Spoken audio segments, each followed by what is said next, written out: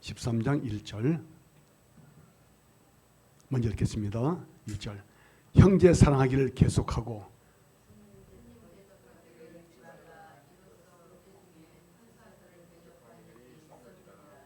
너희도 함께 갇힌 것 같이 갇힌 자를 생각하고 너희도 몸을 가졌은즉 학대받는 자를 생각하라.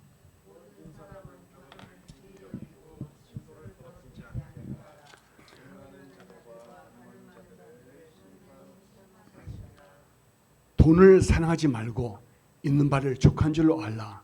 그가 친히 말씀하시기를 내가 결코 너희를 버리지 아니하고 너희를 떠나지 아니하리라 하셨느니라.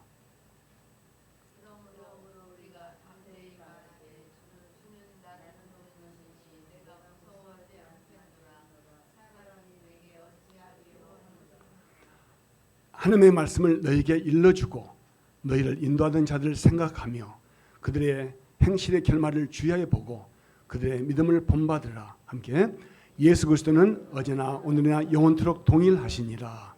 아멘. 제가 5절 6절 읽겠습니다. 앉으시겠습니다. 5절 6절 요절 말씀입니다. 돈을 사랑하지 말고 있는 바를 족한 줄로 알라. 그가 친히 말씀하시기를 내가 결코 너희를 버리지 아니하고 너희를 떠나지 아니하리라 하셨느니라. 그러므로 우리가 담대히 말하되 주는 나를 돕는 이시니 내가 무서워하지 아니하겠노라. 사람이 내게 어찌하리요 하노라. 아멘.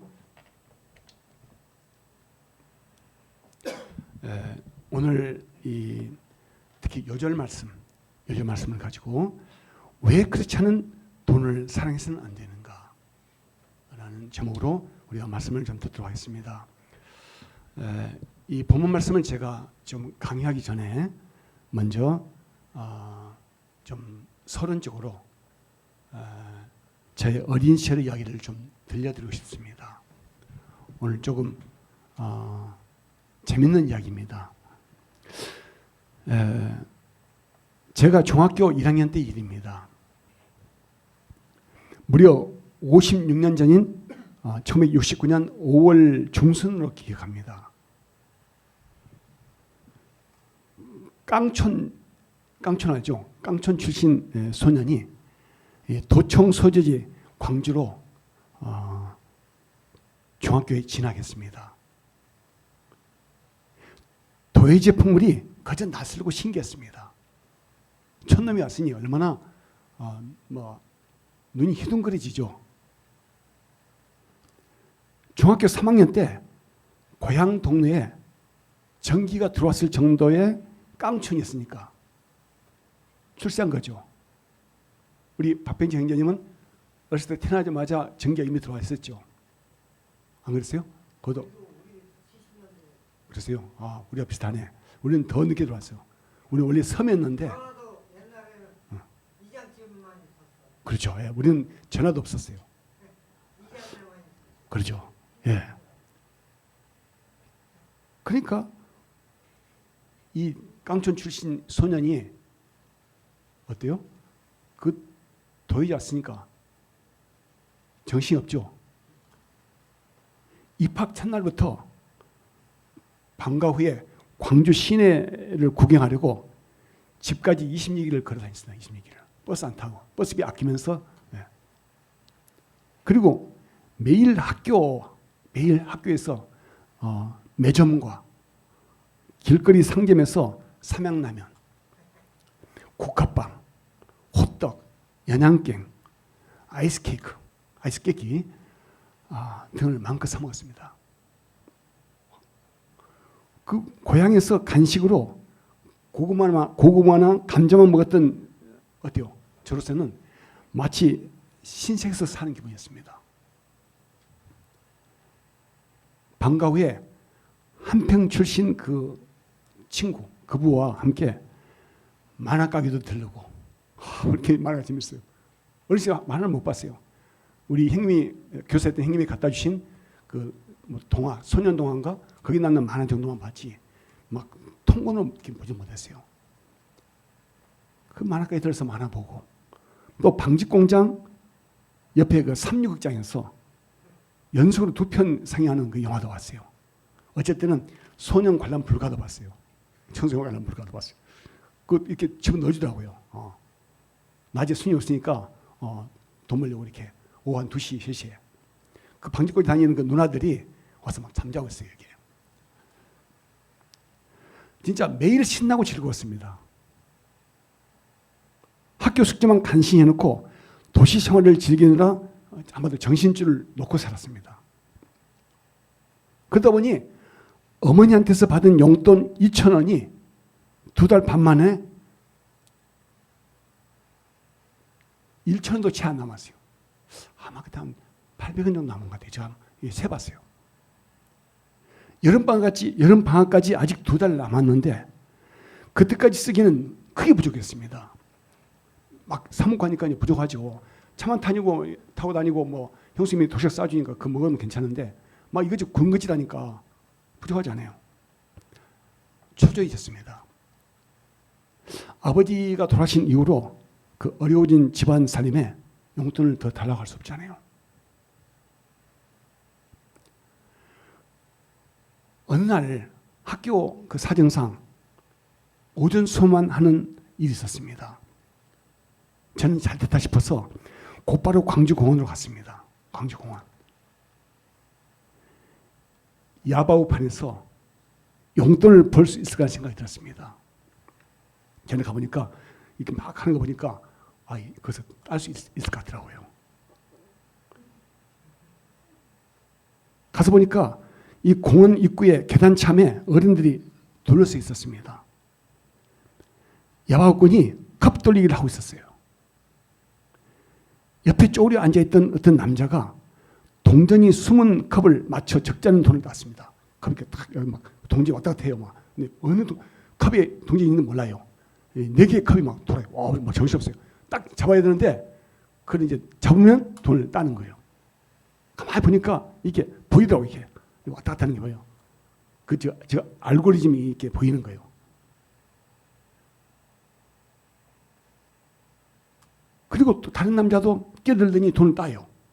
그러니까 근데 야바꾼이 얼마나 돈이 많은지 모르겠는데 막 돈을 막 세요. 가지고 탁 갖다 주고 말해요. 이야, 제가 따겠다. 이 생각이 드는 거예요. 저도 돈을 딸 수 있을 것 같아서 선뜻 베팅을 요청했습니다. 50대 야바꾼 아저씨는 학생복 차림에 저를 쳐다보더니 눈을 크게 뜨고는 고개를 갸우뚱했습니다. 그러면서 저에게 2번이나 진짜 할 수 있어? 그냥 물어봐요. 저는 가슴이 후두둑 뛰었습니다. 할 수 있다고 했어요. 가방에서 돈 꺼내서 보여줬어요. 처음 2번의 배팅에서는 돈을 땄습니다. 3번째 잃었어요. 지금도 기억납니다. 50년 전 일인데. 4번째는 2배로 걸렸는데 땄어요. 2배로. 액수는 기억이 안 나요. 머리털이 있잖아요. 막 솟구친 흥분이 일어났습니다. 머리털이 막 일어서는 거예요. 그래서 가방 속에서 준비해간 돈 있잖아요. 요거 이제 호주머니에 넣고 이 교복 호주머니 그것을 꺼내가지고 이제 그걸 용돈이 한 800원 정도 나와요. 800원. 그 당시 800원 큰 돈입니다. 그래서 그걸 2번으로 나눠서 배팅했어요. 근데요, 다 잃어버렸어요. 딴 것도 전에 땄던 것도 잃어버렸지. 당시에 시내버스 승차비가 10원이었습니다. 처음에 막 2박 있을 때 5원 하다가 올라갔어요. 눈앞이 캄캄해졌어요. 다리에 힘이 빠지고요. 후들거리고 막 휘청거려요. 혀를 깨물었습니다. 야바꾼 아저씨는 돗자리와 물건들을 챙기더니 주위에 다른 남자들하고 같이 그 자리를 훌쩍 떠나더라고요. 딴 데 가버려요. 그 주위 계단에 앉아있던 할머니들이요. 혀를 끌끌끌 차는 게 보여요. 와, 하늘이 노래요. 집으로 돌아오면서 저는 한 학기 용돈 2,000원을 손에 쥐으시던 과부 어머니의 그 그린 얼굴을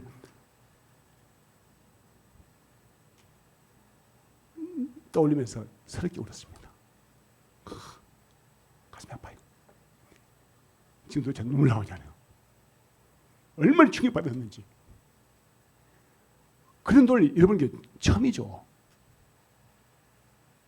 그 어머니가 같이 일하면서 겨울에 김하면서 힘들게 벌었던 돈, 그걸 학비도 냈죠. 그다음에 2,000원 용돈 쓰라고 줬어요. 근데 그걸 잃어버린 거예요. 사람들에게 우는 모습을 안 보이려고 학생 모자에 이 차양 끝을 눈알이까지 팍 내리고 우는 거예요. 눈물 나오는 거예요. 그 2주 후부터는 당장 시내버스 승차비조차 부족했습니다. 그래가지고 밤새 생각을 했죠. 어떻게 용돈을 벌여야 되는가. 그것도 훔칠 수는 없잖아요.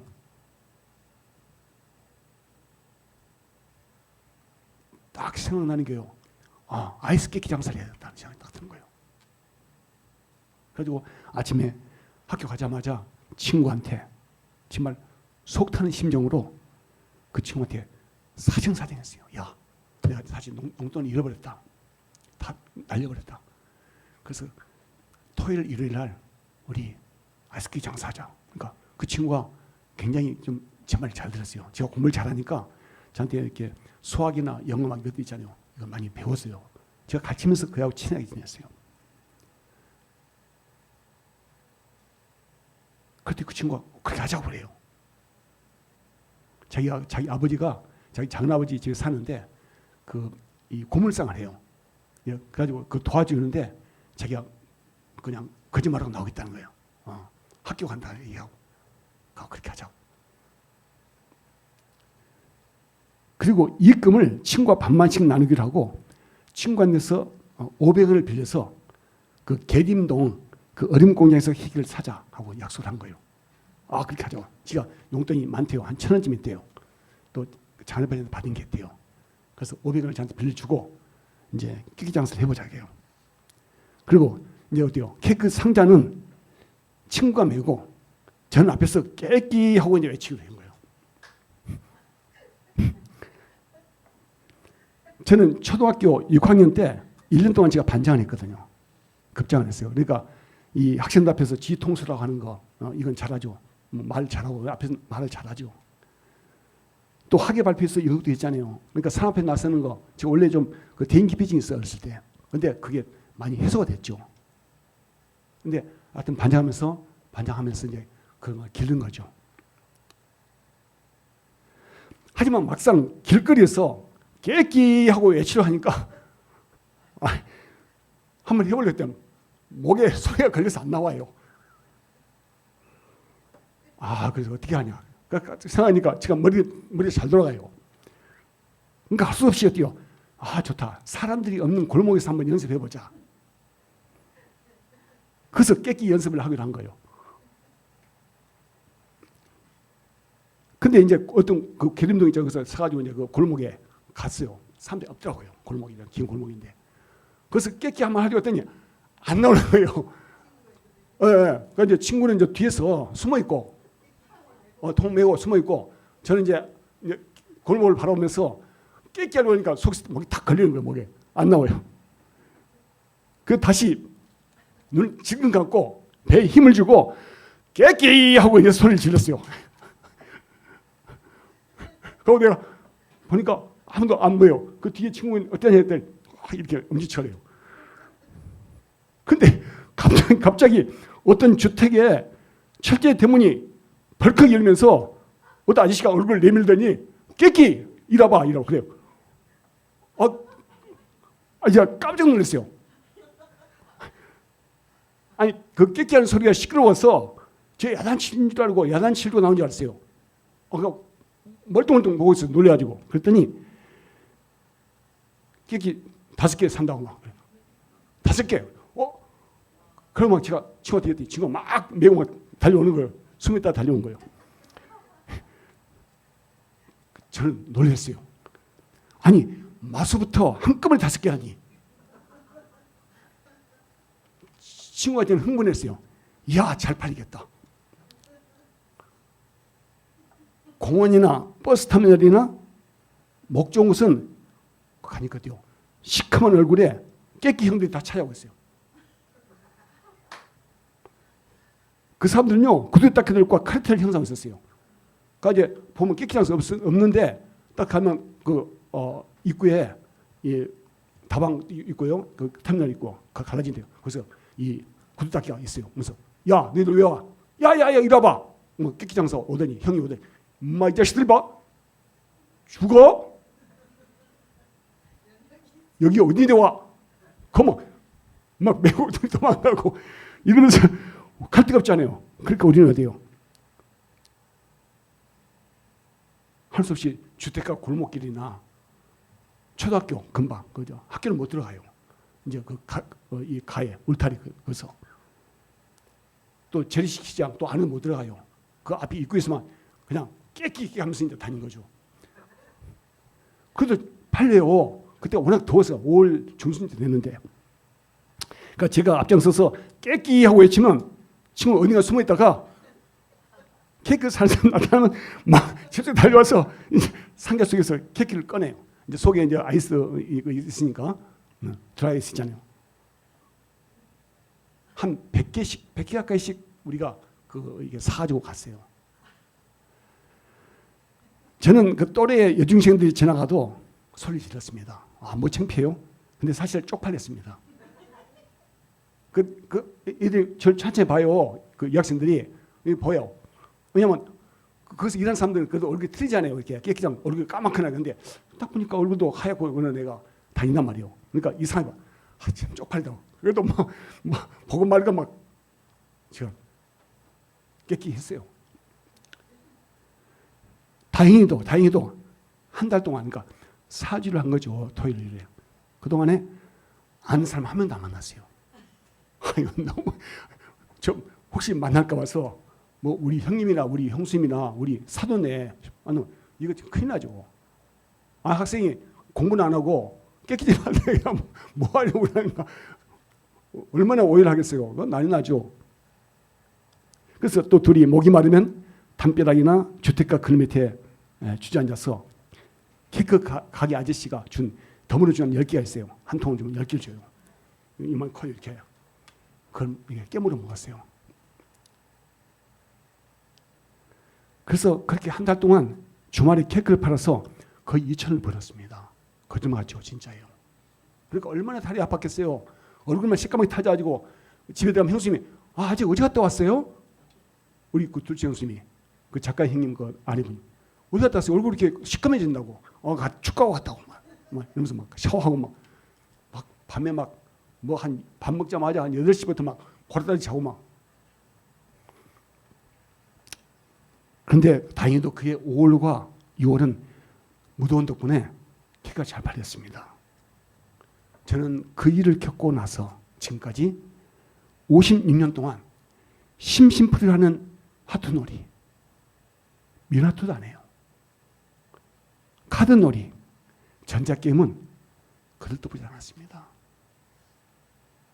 심지어 바둑을 배우지 않았어요. 장기도 안 뒀어요. 장기도 둘 줄 아는데 안 뒀습니다. 더더욱 내기하는 운동게임, 뭐 탁구니 뭐 내기는 안 해요. 내기를 제일 싫어해요. 그거 돈 내야 되는 말이에요.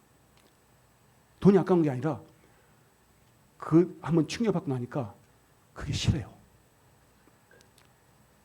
그래서 친구들이나 직장 동료들에게 저는 재미없는 사람을 통했습니다. 저한테 뭐라 하면 한충원 씨는 멋있긴 한데 맛이 없다고. 이런 얘기를 제가 많이 들었어요. 그러니까 직장에서도 회식하고 나서 이렇게 모여서 식당에서 막 파도 치면 옆에서 저는 그 몰아 가지고 그 돈 따면 옆에서 얼마씩 떼는 거죠. 고리. 고리만 제가 계산했어요. 그것도 하기 싫어요. 2차는 안 가고 그냥 집에 가버리죠. 솔직히 주식 투자나 부동산 투기나 가상화폐 투자 등이 이렇게 죄로 얘기했습니다. 그러다가 20년 전에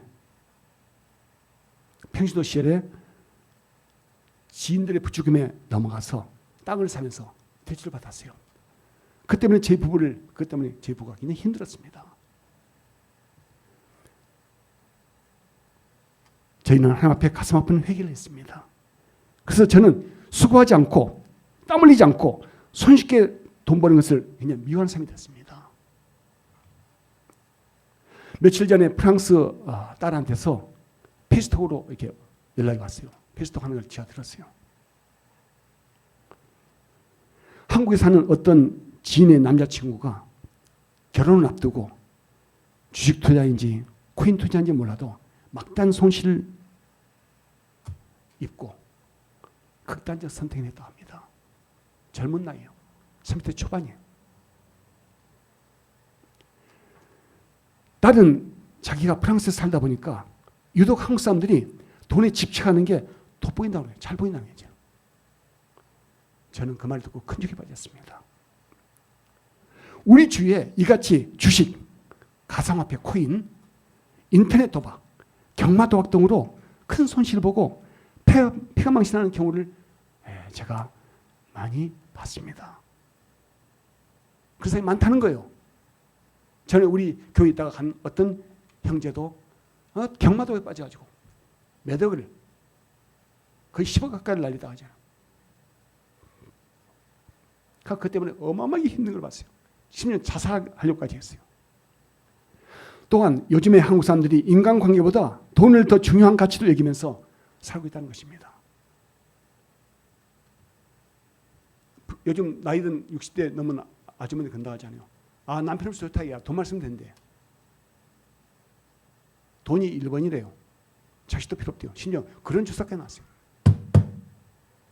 아무리 살기 힘들었으니 그런 가치관을 가지면 되겠습니까? 정말 가슴 아픈 현실입니다. 돈은 정말 좋은 것입니다. 돈은 없어서는 안 됩니다. 물질이 없으면 인간은 생각할 수 없습니다. 하지만 돈 때문에 우리 인류에게 전쟁이나 다툼 같은 불행한 일들이 많이 일어났습니다. 지금도 일어나고 있어요. 성경은 2000여 개 이상의 구절에서 돈에 대해 말씀하고 있습니다. 재화, 물질 보면 나와요. 양들이다, 가축이다, 다 그것들이 돈이에요. 사실. 우리 인간이 생물학적인 존재이므로 의식주는 절대로 필수적입니다. 그런데 십계명에 보면 제2계명 우상을 만들지 말라. 사실 그것도 뭡니까? 거기도 물질이 들어가요. 또 8계명 우상이 뭡니까? 우상이 돈이 되는 거예요. 8계명 뭐예요? 도둑질하지 말라. 10계명 뭡니까? 탐심을 갖지 말라. 다 물건, 재화, 돈이에요. 그리고 하나님의 아들이신 우리 예수님도 물질, 의식주에 대해서 많이 말씀하셨어요. 사도 바울은 뭐라고 했습니까? 누구든지 일하기 싫어하거든 먹지도 말게 하라고 말씀하셨습니다. 먹는 거 뭡니까? 음식이죠. 또 성경 곳곳에는 의식주를 얻기 위해 부지런히 일하는 것을 중요한 덕목으로 말씀하고 있습니다. 바울은 물질적으로 교회에 폐를 끼치지 않으려고 천막 제조업으로 생계를 조달했습니다. 누구나 돈을 내라면 부담을 가져요. 요즘 도시에 있는 많은 야가 빠진 교인들 큰 교회 가잖아요. 그럼 자기가 11조 낸지도 몰라요. 가서 뒷짐지고 가서 예배 드리고 어디요? 그리고 와요. 11조 하기 싫어서 큰 교회 가는 사람 많습니다. 조그만 교회에서는 다 들어가거든요. 그러니까 부담 가져서 안 와요. 제가 많이 그런 사람 봅니다. 우리 조그만 교회, 소교회, 개척교회 여기 계신 성도님들은요. 정말 하나님께서 기뻐하시는 정말 알곡 신자고 정말 진주 같은 신앙인들이에요. 그래서 저는 교회에서 교인수가 많고 적음을 저는 따지 않아요. 적더라도 있지 않습니까? 이거 있잖아요. 한 사람이 큰 교회 있잖아요. 그런 교인들 1000명 다 갖다 줘도 아무도 아닌 거예요. 기름 없는 호야등 1000개 써도 기름 있는 호양이 있잖아요. 호야 한 개보다 더 못해요. 아예 10,000개도 필요 없어요. 멀죠? 저는 우리 교회 성도들 지금 그렇게 봅니다. 전 감사합니다.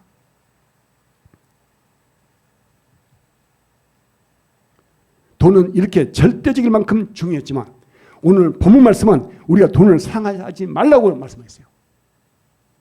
돈은 절대 중요해요. 그리고 오늘 말씀은 어떻게 합니까? 돈을 사랑하지 말라고 그래요.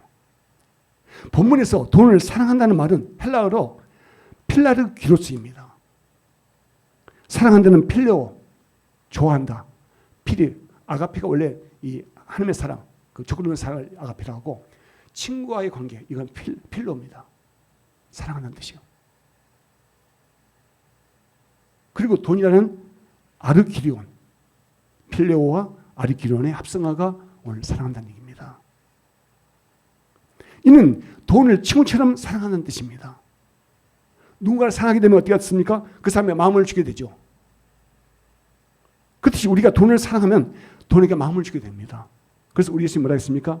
너의 보물 있는 그곳에는 너의 마음도 있느니라 했어요. 보물 있는 곳에, 돈 있는 곳에 마음이 있다는 거예요. 그러니까 이런 보세요. 여러분들 그 무슨 모임이나 동창회나 어디 뭐 모임에 회비를 내고 활동하는 것과 회비를 내지 않고 활동하는 것은 달라요. 회비를 내잖아요. 그러면 내가 번좀 뽑아야 된다 해서 꼭 가요. 마음에 갑니다. 그래서 그렇게 돈이 중요합니다. 이와 같이 보물 있는 곳에는 우리 마음이 있습니다.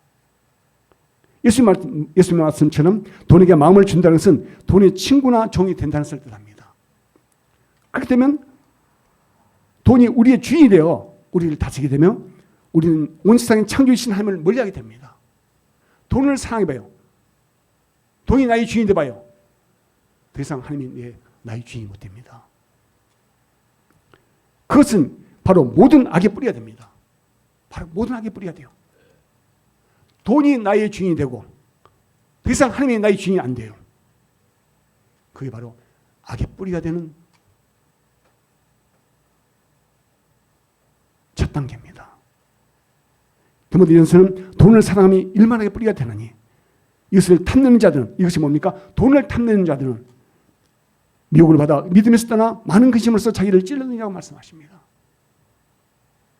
한번 생각해 봅시다. 오늘날 세상을 놀라게 하는 비극적인 뉴스의 대부분과 우리 주위에서 일어나는 불행한 일들의 뒤에는 대부분이 돈 문제가 뒤에 버티고 있습니다. 그렇죠? 거의 90몇 %는 돈입니다. 순수하게 있지 않습니까? 사랑 때문에 뭐 죽고 그런 일들 버림 많지 않아요. 대부분 돈 때문에. 돈이 아까워요. 그래서 심지어 자기 부부끼리 싸우고 애인끼리 싸우고 다 돈이 있어요.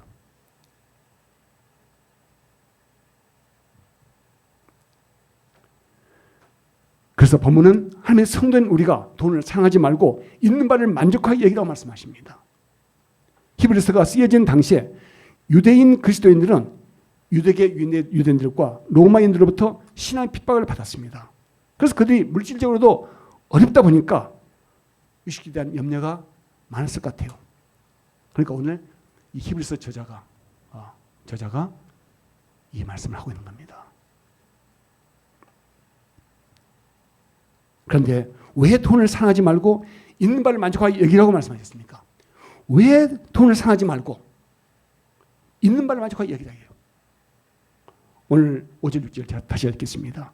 그가 친히 말씀하시기를 내가 결코 너희를 버리지 아니하고 너희를 떠나지 아니하리라 하셨느니라. 그러므로 우리가 담대히 말하되 주는 나를 돕는 이시니 내가 무서워하지 아니하겠노라. 사람이 내게 어찌하리요 하노라. 이 본 말씀을 여러분들 이 5절 6절 말씀을 여러분들 마음에 새기세요. 이 말씀은 지금부터 3,500년 전에 하나님께서 모세와 여호수아에게 주신 말씀입니다. 또 3,000년 전에 다윗에게 주셨던 말씀입니다. 어떻게 모세와 여호수아와 다윗의 하나님이 2000년 전 초대교회 성도들의 하나님이 될 수 있단 말입니까? 본문 8절의 말씀과 같이 예수 그리스도는 어제나 오늘날 영원토록 동일하시기 때문에 그렇습니다. 아멘입니다. 모세와 여호수아의 하나님이요 다윗의 하나님이 예수 그리스도로 나타났기 때문에 그렇습니다. 그 하나님이 초대교회 하나님도 되신다는 겁니다. 3,500년 전에 모세와 여호수아의 하나님만이 아니고 3,000년 전에 다윗의 하나님만이 아니라 2,000년 전에 초대교회 성도들의 하나님이 된다는 거예요. 그게 또 어떻게 했습니까? 바로 그 하나님이 오늘날 영원토록 영원하기 때문에 영원토록 통하시는 분이기 때문에 오늘날 우리 하나님이 된다는 거예요.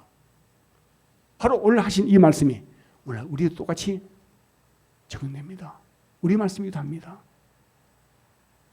하나님께서는 이 세상을 창조하시기 전에 우리 한 사람 한 사람을 다 아셨고 선택하셨고 그리스도 안에서 자녀 삼으셨습니다.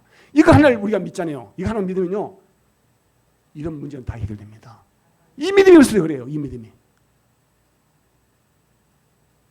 아니, 이 세상에 어떻게 교회 다니는 사람이 사업 좀 어렵고 실패했다 해가지고 자기 가족을 다 데리고 자살해요.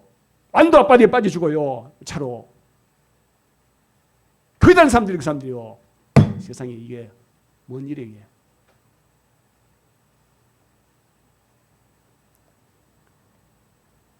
나가서 있잖아요.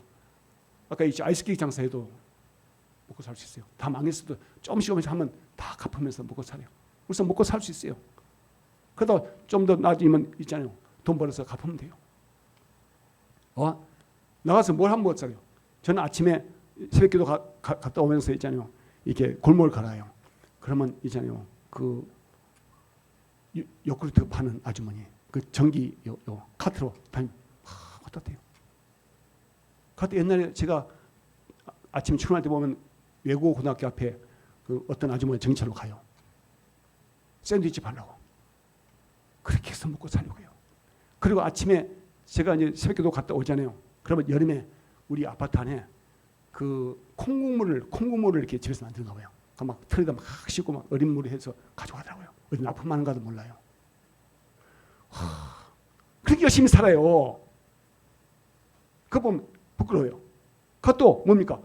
그 가다 보면 아침에 새벽기도 하러 가잖아요. 그럼 부부가 그 택배 트럭 하나 가져와서 둘이 막 이마에 헤드라이트 메고 막 왔다 갔다 땀 흘리면서 막 와. 그걸 보면 저는 부끄러워요. 그리고 이 나라 있잖아요. 이 정치가들 그 권력 잡으려고 막 둘이 하는 것도 보면 젊은 자식들 진짜 항상 그냥 그 위에 그냥 불을 내려요. 그런 어렵게 살아가는 사람들 있잖아요. 막 그렇게 막 힘들게 먹고 살려고 하는 사람들 보면요. 어떻게 그런 짓을 해요? 국회 되면 그 월급이 뭐 1억 5천인가? 또 그거 말고 막 어마어마하게 받잖아요. 그런 짓을 어떻게 해? 야, 정말 난 그걸 보면서요. 내가 목회자로서 저도 뭡니까? 최대한 교회에 폐를 끼치지 않으려고 하는 삶이지만 야, 나는 목회를 어떻게 해야 되는가?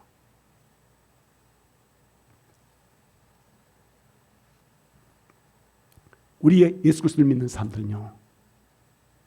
하나님께서 창조 전에 나를 택하셨고 아셨고 택하셨고 그리스도 안에서 자녀 삼으셨다. 이 사실만 알면요. 하나님께서 이 사람 만드셨잖아요. 서로상으로 내 건 아니지만 하나님께서 다 나한테 주신 거예요. 내가 좀만 열심히 벌면요. 나한테 먹을 거 다 와요. 내가 어떻게 극단적인 선택을 할 수 있어요. 그리고 현재 나한테 주어진 거 그걸로 만족하게 돼요. 그 믿음이 없기 때문에 내가 막 이만큼 쌓아놓고 해요. 막 내 창고에 막 이만큼 쌓아놓고 해야만이 안심할 걸 생각해서 없는 것만 보이는 거예요. 부족한 것만 보이는 거예요. 그러니까 뭐예요? 더 채우려고 그런 도박에 빠져들고 주식에 빠져들고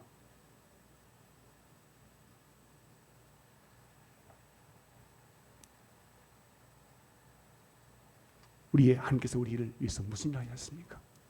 자기들 예수님까지 우리를 구원하시기 위해서 십자가에 못 박혀 죽으시고 또 부활하게 하셔서 우리에게 영생을 주시고 그리고 성령님을 보내셔서 우리에게 천국을 주셨고 또 어떻게 합니까? 우리가 죽을 때 하늘 가잖아요. 그럼 어떻게 합니까? 성령께서 우리를 품에 안고 뭐 소녀가 품에 안고 가시는 거예요. 그러니까 천국까지 가는 거예요.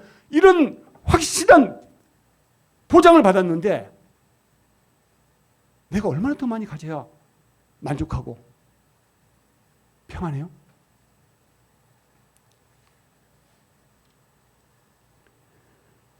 하나님께서 이처럼 우리를 확실히 책임지고 계십니다. 오늘 본 말씀처럼. 그런데 우리가 무엇을 염려하고 무서워하겠습니까?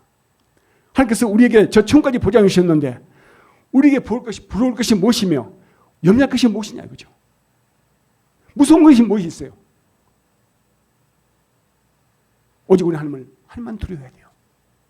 우리가 어떻게 돈 많은 부자를 부러워하며 돈 없음을 염려하고 두려워하겠어요? 아니요.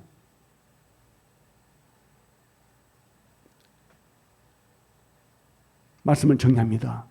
하나님이 우리 아버지가 되셔서 우리 이토록 사랑하신데 우리가 어떻게 우리 마음을 돈에게 빼앗길 수 있습니까? 우리의 의식주 문제, 자녀 문제, 노후 문제, 심지어 내가 죽고 나서 장사 치는 문제까지도 그분들은 하나님께서 다 알아서 책임지십니다. 하나님께서 우리 각자에게 주신 재능을 충분히 발휘하면서 부지런히 일하고 하나님께서 우리에게 주시는 대로 만족하면서 하나님을 예비하며 사는 것이 우리의 본분입니다. 그렇게 살다가 성령의 품에 안겨 우리가 떠나온 하나님 아버지 집으로 다시 기쁨으로 가는 거예요. 이게 우리 인생의 최종 목표예요. 이 믿음만 가지고 있으면 그렇죠? 내 호주머니에 돈이 많지 않고 내 주머니에 돈이 많지 않고 통장에 돈이 많이 없다 할지라도 내가 편하게 기쁨을 살 수 있어요. 내가 없는 것 생각하고 부정한 것 생각하면서 뭘 이렇게 하려고 하잖아요. 뭐 이렇게 막 땀 흘리지 않고 수고하지 않고 돈을 벌려고 하는데 마음을 갖지 않는 거예요. 제가 중학교 1학년 때 그때는 제가 예수를 믿지 못했어요. 믿지 않았어요. 그래도 봐요. 그거 하고 나서 제가 아이스케이크를 하잖아요. 우리 어머니한테 손 못 벌려요. 우리 둘째님한테 돈 빌려달라 할 수 없어요. 그때 제가 둘째님 집에 살았거든요. 자, 왜 그런 마음을 가졌는지 모르겠어요. 제가. 가만히 보니까 어렸을 때 동네 시골 동네 회진에서 드라이 그때는 차도 안 다녔어요. 그 드라이 아이스 거기다 가져와서 막 팔아요. 야, 그때 막 한 5씩 팔았던가? 얼마나 맛있어요. 저 그게 생각난 거예요. 야, 팔면 되겠다. 그것도 5월달인데 가끔 보면 이렇게 깨끼게 하면 다녀요. 응?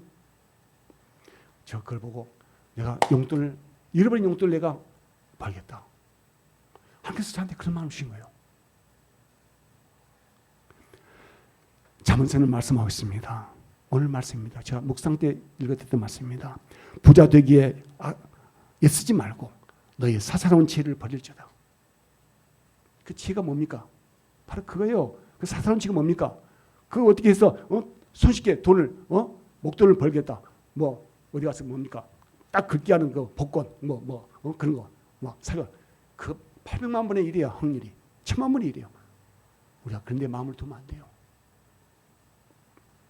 그리고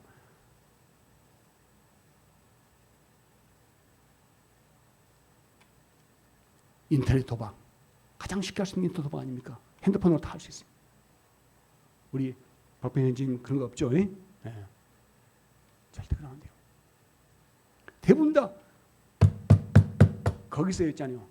그냥 평범하게 살면 될 건데 월급도 잘 받고 장사에서 잘 벌고 있는데 얼마 더 벌려고 하다가 막 그냥 몰빵해야죠. 나중에 이제 뭐요? 완전히 돈이 몰빵된 게 아니라 나중에 이제 지까지 그냥 어디요? 자기 몸까지 그냥 투신해 죽어버리는 이런 일들이 생기는 거예요. 부자 되게 쓰지 말고 너희 사사로운 지혜를 버릴지어다. 너가 어찌 험한 것에 주목하겠느냐? 험한 것, 돈 날아가요. 정령이 반드시 재물은 스스로 날개를 내어 하늘 나는 독수리처럼 날아가리라. 이 잠언서의 말씀 보세요. 이 하나님이 주신 이 지혜예요. 우리가 이처럼 허무한 재물을 의지하고 살아야 할까요? 영원한 생명이신 예수 그리스도를 의지하고 살아야 할까요? 우리 사는 성도님들, 우리 행복이 넘치는 교회 성도님들은 절대 그러지 않으라 생각해요. 그런데 우리 가정에 그런 일들이 있다는 거예요. 우리 가정들에도. 우리 자식들이, 젊은 애들이 뭐 모르고 이렇게 인터넷 도박, 경마 도박 이런 데 빠져가지고 1억 천금을 벌려고 한 달에 한 400, 500 벌면은 얼마 많이 버는 거예요. 나가서 죽어라 벌어도 말이야. 2, 300 버는 애들 많은데. 그럼 거기 만족하면 살면 되는데 더 벌려고 하다가 나중에 뭡니까? 막 1억, 2억 나중에 집까지 맡기면서 있잖아요. 집까지 저당 잡혀가지고 돈 대출받아서 도박하다가 망쳐드는 거예요. 그게 왜 그래요? 오늘 본 말씀처럼 정말 하나님이 나를 위해서 어떤 일을 하시는가? 내가 하나님께서 나를 아셨고 나를 선택하셨고 나를 구원하셨다는 이 믿음만 있으면요 우리가 절대로 그런 마귀의 욕에 넘어가지 않는 거예요. 이 세상의 풍조에 우리 휩쓸리지 않는 거예요. 우리 사랑하는 성도님들, 우리는 오직 하나님만을 사랑하는 복된 인생이 되기를 예수님의 이름으로 간절히 축원합니다. 기도합니다. 아버지 하나님 감사합니다. 오늘 이렇게 저희들에게 피어같이 생명 같은 말씀 주셔서 감사합니다. 아버지, 이 말씀대로 살기를 원합니다. 저를 붙들으시옵소서. 또 우리의 사랑하는 어린 자녀들, 아직 이 세상 경험하지 못하는 그런 어린 자녀들, 그 자녀들이 그런 유혹에 빠지지 않도록 붙들으시기를 원합니다. 예수님으로 감사하며 기도합니다. 아멘.